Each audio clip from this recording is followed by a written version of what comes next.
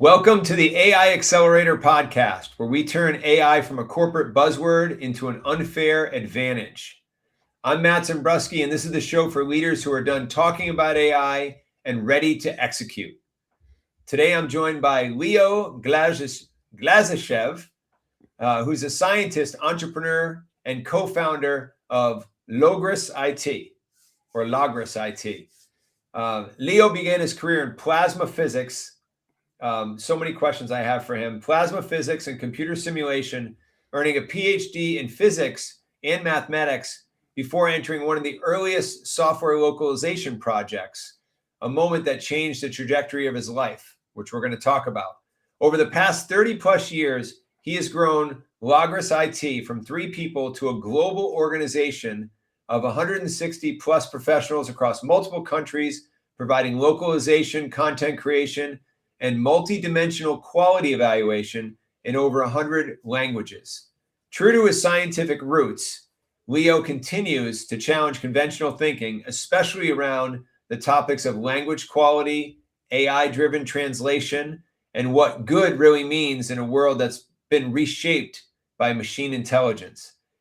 Leo, welcome to the AI Accelerator Podcast. Really excited to have you here. Thank you very much for having me. It's a pleasure. And Leo, I have so many questions for you. I've interviewed a number of people on the podcast, and your background is highly unique. And my background is electrical computer engineering, and I do a lot of work with people and process and companies. But you've really retained an amazing track in in the sciences. I'll leave it at that. So you began, and I want to tell the audience a little bit more about your background. You began in plasma physics and simulation, which is something that probably 99.999% of the planet doesn't even know what that is.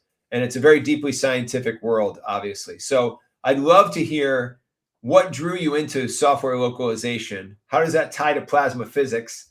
And what parallels do you really see between those two things? Yeah, sorry for the repetitions for whoever had heard the story from me earlier, but if you remember, you should remember Reagan's Star Wars of the 80s. And at that time, there were huge investments in science, including the military and installations, and we're thinking of deploying lasers in space, which reminds me of modern days anyway. So at that time, there were huge budget injections, and it was a very popular topic. But then detente came, and suddenly people realized they thought that, okay, the antagonism is over. There are no longer any evil powers in the world. They were obviously wrong, but that was the thinking in the late 80s. So at that time, they started to cut these budgets. And suddenly I, as an active participant in the Star Wars program, suddenly found myself unemployed. And okay, I was thinking, what's to be done about it? And I definitely needed something exciting, something that aligned well with my background, where I could really use something that I know, not just completely change my field. And at that time, just software, personal computers, and localization, that is, enabling those applications, games, and everything in multiple language, it was just picking up. It was a very hot topic, and I thought, okay, I really love it. I love languages, and I really love technology, especially the cutting edge one. Oh, and I thought, okay, that's a great combination. Why not try it? Wow, that's an amazing start. I didn't realize that it started back in the Star Wars time, and not the movie Star Wars for people who are watching this, but in the Star Wars, the Reagan era, the 80s. Yeah. Officially, it was called Strategic Defense Initiative, SDI. Yes, that's right. But the nickname in the news and media was the Star Wars program. Obviously, because Star Wars have been released in the 70s, and this was the first analogy that came to mind. So let's talk more about localization and content creation. This is really important. We live in such a digital world today, right? with the internet, AI, technology, and all this, especially since Reagan's time. There's been so much more that's been digitized, but we're still people who communicate with language. And when we see something, localization. So if you could explain that topic briefly, localization, content creation, how does that play with what your company offers, and where does AI fit into that, if at all, today with your company? I'll start at the end. AI obviously fits almost everywhere, especially when it comes to content creation or localization. And the reason is localization is just a glamorized word for translation in the technical area, that is, where you do not translate documents like birth certificates or diplomas or something like that, but rather translate applications, video games, and all the interesting stuff. Years ago, it posed a huge technical challenge. Nowadays, some challenges remain, but it has become, I would say, more of a mundane task for the simple reason that, I mean, tools have evolved. So, the glamorized translation is obviously affected by AI for the simple reason that AI can nowadays do a lot of things well. And while all of us in the language industry were really laughing at the first machine translation attempts back in the days, it gradually improved. And nowadays, you cannot actually distinguish between neural machine translation and AI. It's the same thing, it's an LLM underneath. And some of the things it does well, in some areas, it does tragic mistakes. So humans are still invaluable as, say, the final stage in the process. But that is exactly why, starting in localization and translation, we have moved to content creation. Why, you may ask? Well, you know, nowadays, one of the most popular things is they're telling, you do not need higher education or university degree any longer. What you need to do is become a plumber or an electrician because everyone needs them. So I'll tell you what, well, obviously, it's a great profession, no doubt about it. But the thing is, the world only needs so many electricians or plumbers. I mean, in the ideal world, will be saturated. But the world produces more and more content every day, and it seems like it's insatiable. There is no limit here. So theoretically, that's one thing. Second, all the content is finally, well, at least at the moment, it's targeted at us, that is humans.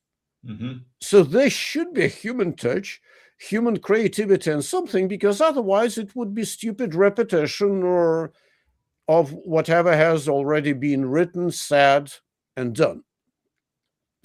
And at the moment, when we realized, okay, translation is going to subside into a niche industry, that is, there'll be a human part of it in some particular areas, but most of it in the future will be done by machine translation or just AI translation. Maybe with some touches or some final touches by humans in certain areas. And in many areas, it's already done automatically without any human participation when we're talking about, say, low value content like knowledge bases or something like that. That is huge material when no one expects perfect quality. And people do realize that there may be some errors in translation, but it's still okay as far as they can understand the whole thing generally, or have a good laugh if some translation seems clumsy. So we realized we need to explore other avenues, and obviously moving upstream, that is creating content, is the natural way to do it. Plus, when you're creating content, it's much more. It's not just translating. It's also creating video, it's recording audio, combining all of these together, plus some clients, especially in Southeast Asia, they do not even think of, say, translation or localization as a separate task. What they are requesting is create us the content and then localize it into as many languages as we need, including, say, voiceovers or subtitling or whatever we need. That So makes that's the evolution. Yeah, that makes a lot of sense. So I want to touch on something you were just talking about and sort of double click into it a little bit. You're talking about the importance of obviously technology and AI to really accelerate your ability to deliver value and all this content creation across multi-modes and so forth. And you also mentioned about, in some cases, if it's not maybe high value or highly complex content or highly innovative for whatever reason, like you said, knowledge bases, you don't need as much of the human interaction. But when you do need the human interaction, human in the loop, or however people want to talk about that, where are the humans absolutely essential? Is it just at the end at the quality control check, or do you have some, can you just elaborate on that a little bit? I mean, you have a number of employees with your company, and I'm sure they do something. So I hope they do. I hope they do something. Where is the because that's a big question that's in the market today. Like what is the most and your company has a lot of AI integrated into its value delivery engine right now. So where are have all the people in your company reinvented their roles essentially, that they're very AI augmented in the way they're doing their workflows and their activities? Or talk a little bit more about what the humans in your company do around the products that you deliver. I'll rather change the angle a little bit and Sure. introduce some controversy. So the thing is, there are things we believe, or say traditional human content creators and translators believe, and there is reality. And there is some overlap, but it's far from 100%. So traditional, especially older generation translators and content creators, obviously they believe that no one can do it as well as they do. And as far as the machines are involved, well, they are not exactly Luddites, but something close to it. So at the same time, here is the issue. In reality, the production chain includes multiple people, especially when it comes to dozens of languages you produce. And you have to trust these people with doing something. Say 30 years ago, there was no other option but, say, translate it manually. So there were translators spread all around the world doing their job. Now, just imagine you're providing them with this source content, say in English or in Chinese or whatever, and you need it in multiple languages. You need to trust that if you've ordered human translation, kind of a niche market, then you're receiving exactly that.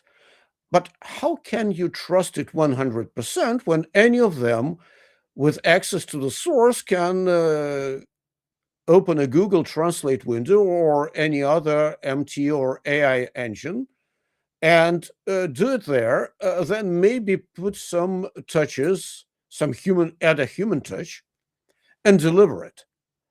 And that's where the question is. Nowadays, you cannot fully trust the whole production chain as far as you're thinking that they're creating it by hand only. That is, pure human content creation or translation is a myth. It's not a reality.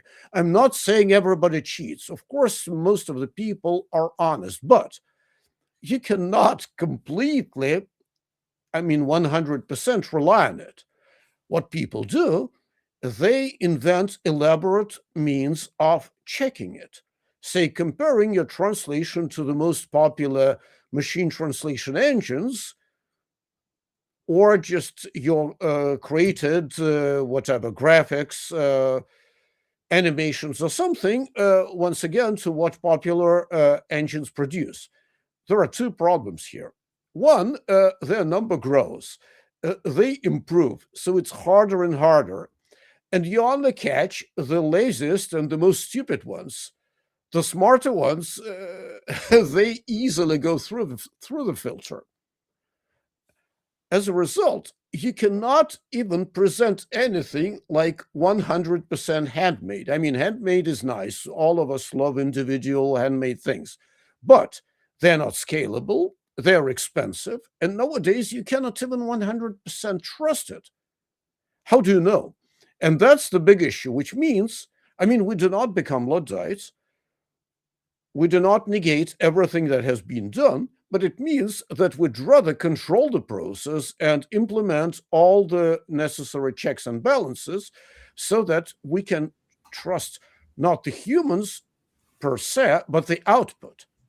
And that means absolutely using AI, but having humans check it at a certain stage. And I mean, it sounds controversial, it sounds counterintuitive, but I wouldn't, in most cases, unless it's very, very special, I wouldn't let humans start it because you can never know whether they've tried to do something automatically, whether they've used AI at that stage. It's impossible to check. That is why I would rather prefer them to do the crucial task of checking things. And not this does not come immediately after AI creation. After AI creation, there comes AI correction because you can fine tune a lot of prompts, and it's not easy. I mean, you cannot do it overnight, you cannot do it in 2 hours, so that it checks the context, it checks many other things, whether what AI has created can be verified and can be kind of quality controlled at the AI level. Once again, sounds weird, but that's where we live nowadays. And then you have AI QA that goes after AI improvement, and then you have the humans. That makes. Does this relate to? I know in some of the background material that I had read about you before we connected for this podcast, you talked about the multidimensional holistic quality approach. Is that what you're talking about here? Part of it, because nowadays, I mean, originally it was done by humans. Because when we read the text, what is easy to kind of notice or count? Things like typos, wrong capitalization, missing or dual spaces, grammar mistakes, and all this stuff. But in reality, when you're a reader, when you're the consumer of content in any form, it's not what really bothers you. What bothers you mostly are two things: adequacy, that is, if you translate it, that it produces the correct meaning and message in the target language. And second, intelligibility, that is, how easy is it to consume it. Say the original text was written properly, it was translated properly, but clumsily. So it becomes very hard to read through it. So these are considerably more important because they affect our perception of content quality, not minor, say, typos, as far as these are not overabundant. So prior to this AI craze, uh, we did quality control using humans. That is, they evaluated any content by using multiple criteria, including, say, adequacy, intelligibility, and many other criteria. I would not even bother to list them. But it's highly customizable. Say for an online shopping platform, you maybe have more than a dozen of them, and they're very different. They have with say clarity of return policies, deliverers, and many other things, catchiness of the highlight, selling points, and many other things. I mean, we worked with quite a number of clients in various areas, so it could be very diverse. But this is the thing that you cannot, say, teach or implement in regular software that we had, say, 15 years ago. Nowadays, with AI, you can play with it. There is some wizardry behind the scenes, but actually, you can teach it to a certain extent. Obviously, it's not perfect, to deal exactly with those things like intelligibility or adequacy. And for those of you who do not believe it, I'll give you one example that we've encountered recently. I think it's great. So we were translating a multimeter manual into multiple languages, a relatively simple electronic device, obviously designed in China. And obviously, the original manual was either translated into English by Chinese engineers or by AI, or it was written in Chinglish. So it's pretty bad, pretty rough to understand. No. Generally, it was pretty good. I mean, it was fine. Absolutely. You can understand what they wrote. But there was just one problem. One of the terms used there, and it's a multimeter that measures things like resistance, capacitance, voltage, whatever. It could also test diodes. Oh, cool. Yeah, which is cool. The problem is traditionally, machines translate diode from Chinese into English incorrectly. It's typically translated as something obscure and incomprehensible, like the second base or something like that, which was absolutely irrelevant.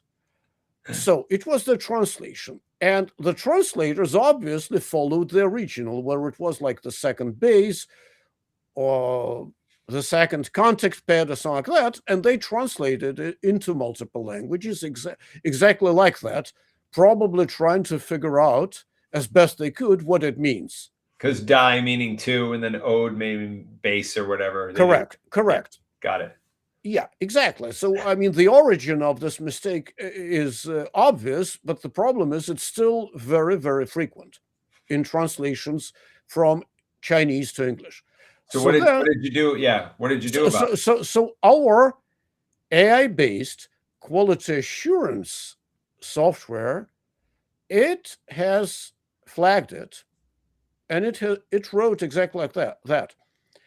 This doesn't look like it's the correct source, because the whole context of a multimeter points to the fact that it's something different. And it's a very typical Chinglish mistake of translating the diode as a second contact pad or second base. So I would suggest translating it like that and changing the source. That's right. Good. And then who fixes that? Do you have software that fixes that, or do you have a No, you cannot trust software to fix that, especially given that the source is controlled by the client. But at least that way, we avoided an embarrassing mistake in multiple languages, plus we notified the client that they have an issue with their source. That's fantastic. And this is the thing that we couldn't even dream about, say, 20 years ago. And is that LLM based? Yes. AI that you're using now? That's excellent. Correct.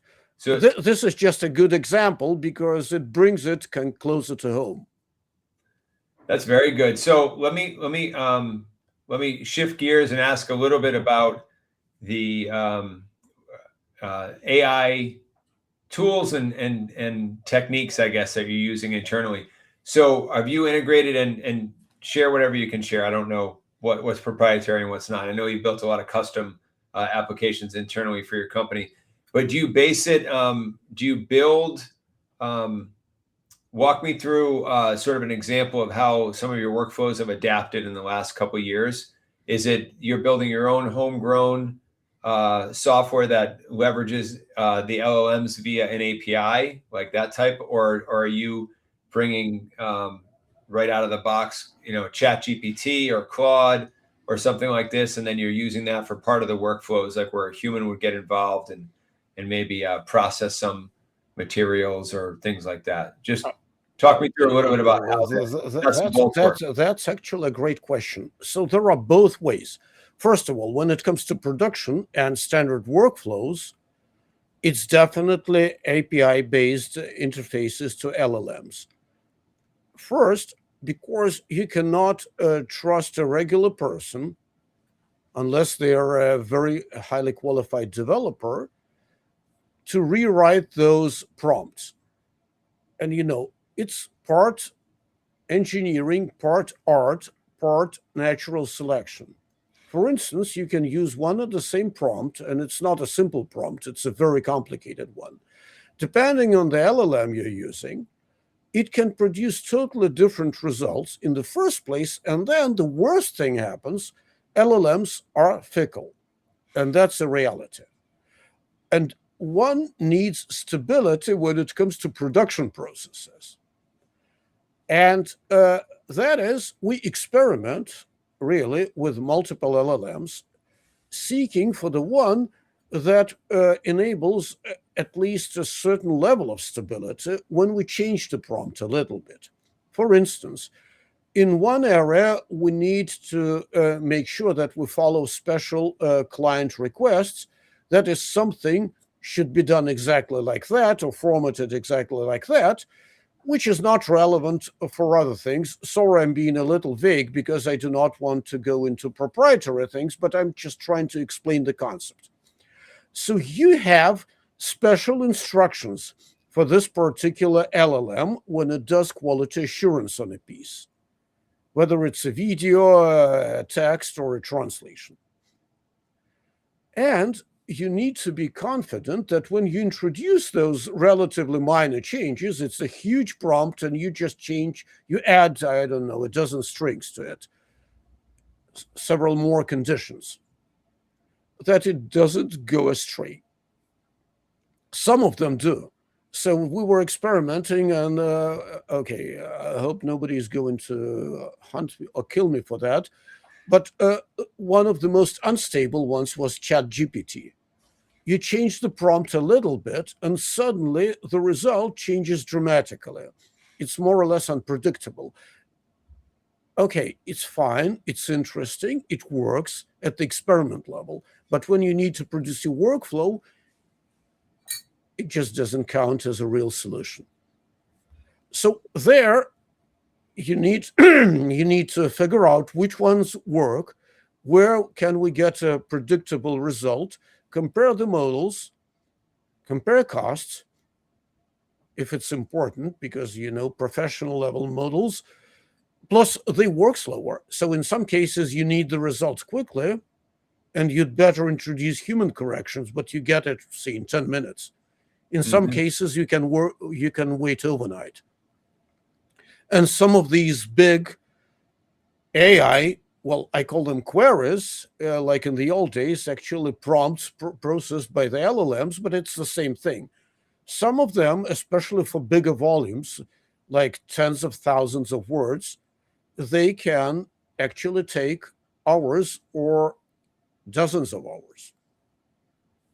So you need to take this into account. Sometimes the flash version of it works better for a particular project with a rigorous timeline. So there we keep it under control. And there are two major reasons. First, you do not want people to accidentally use a public modal, for the simple reason that most of client materials are very sensitive. It could be a new device, a new piece of software, a new game, for God's sake. I mean, you cannot just even contemplate a scenario where part of it leaks into the public domain, however improbable it is. That's the first thing. So you want them to use our own internal, say, desktop apps or web apps that are connected to the right API keys and to the professional modals, where, once again, nothing is guaranteed, but at least they assure us that it doesn't leak into the public domain. That makes a lot of sense. I want to explore a little bit more. So you mentioned about ChatGPT. I've seen the same with a lot of the different clients we've engaged with. And I'm just curious, you mentioned a couple things. I want to ask you one more technical question before we wrap up with a couple more business ones. You mentioned about ChatGPT not being as consistent or stable in incorporating into like a production workflow. And I've seen the same thing. I'm curious, are there particular models that you prefer? And do you end up, you said you you test out a number of models, you see which one's the most consistent, most stable. Do you end up staying with one model, or are you constantly testing multiple models just to see if, and then maybe comparing results across models? Like, do you have like a multi LLM integrated workflow, or is it you do that in the beginning to experiment and then just sort of settle on one? Another very good question that I like. I like the angle. So, first of all, depending on what you are doing, no single LLM is doing all of this perfectly or at the same level. So, in our production, given that we create content, we localize content, we do quality assurance, we do neural voiceovers, we do subtitles and many other things. And even in the graphics, it's graphics or it's an animation that also uses AI heavily. There are plenty of very different tasks. So I need to state it straight away that we use approximately a dozen different models, depending on the particular area, whether it's animation, graphic creation, quality assurance, and everything. There is no universal recipe. Maybe it's good because otherwise our world will be deprived of any diversity. And it makes life interesting because you never know how they evolve. So what worked yesterday suddenly stops working today with a new model or a new build. Second, typically we are trying to keep it stable but open-minded, which means that as soon as we found something that produces stable results and improves efficiency and works, for most tasks, we use that particular, say, engine, including the version, the build, pro flash version or whatever, and then there is a small part of people who experiment with alternatives because the whole thing evolves so quickly and we need to keep track of it. Because in 6 months' time, the lay of the land could be quite different. And we do not want to fall behind the curve.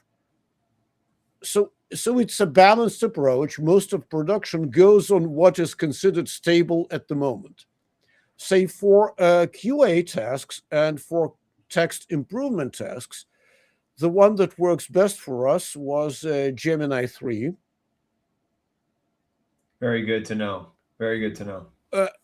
Well, okay, sorry, I'm divulging the secret, but I mean, I needed to use something. And once again, I mentioned, sorry, ChatGPT, not because it's a black sheep among them. It's just nothing more than an example. What worked for us, what didn't. For other people, it can be the reverse, quite the opposite. So, I mean, that's for us. But say for graphic tasks or for animation tasks, we use totally different engines and specially customized applications. Plus, the prompts are pretty sophisticated. Yes, I can only imagine. I want to, as we wind down, I want to get your view. You're deeply engaged in your industry, obviously, and brilliant technical background, and you've run your company for a long time now. So you're really beyond the subject matter expert in this area. What excites you most about the future of what's coming next to scientific approaches to language, localization, quality, with the AI acceleration of technology and everything that's happening now? I guess what excites you most about the future and where things are going? Well, in the ideal world, it means that all of us would have more spare time, will have to work less, concentrate on creative tasks, and enjoy ourselves.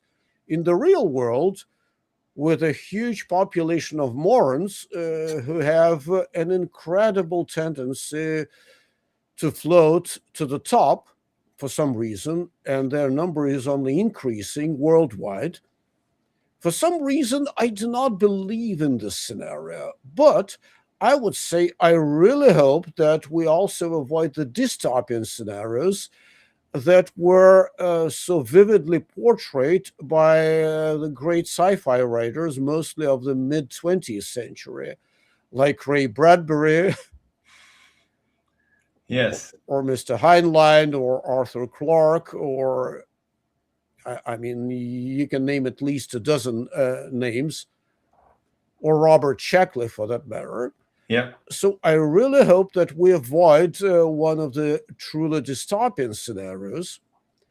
And generally, it means that we will concentrate more on, I would say, customized, heavily customized services with a huge level of human involvement, because people need to do something. And say universal basic income doesn't solve the problem.